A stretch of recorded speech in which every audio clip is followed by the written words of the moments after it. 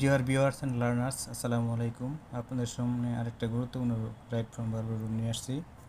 এই রুলটার ভিতরে আছে, যদি কোনো সেন্টেন্সে past, back, previous, yesterday, one day, one upon এ টাইম, ওয়ান্স এগুলো থাকলে বেসিক্যালি পাস্ট ইনভিটেন্স হয়।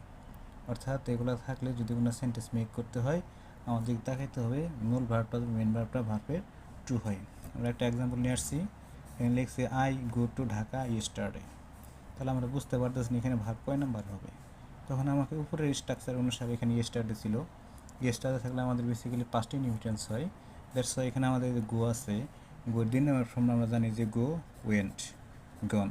তাহলে সঠিক উত্তরটা এখানে আমাদের ওয়েন্ট বসাই দিলে উত্তরটা হয়ে যাবে। দ্বিতীয় এক্সাম্পল আসছে, দেখেন ওয়ান আপন এ টাইম, একদা, দেয়ার লিভ এ কিং। তাহলে এখানে মেন ভার্ব লিভ, এই ওয়ান আপন এ টাইম থাকার কারণে এটা পাস্ট ইনভিটেন্স বানাইতে হবে। আর পাস্ট ইনভিটেন্স বানানোর জন্য এখানে ভার্ব লিভ আছে, লিভের 2 নম্বর ফর্ম লিফট হবে। তাহলে উত্তর আমাদের কী যুক্ত, ডি যুক্ত হয়ে উত্তরটা হয়ে যাবে।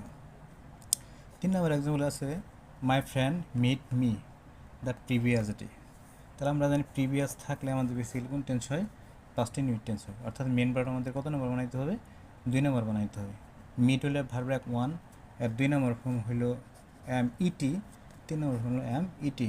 তাহলে আমাদের ভার্বের 2 নম্বর করতে হবে এম ইটি।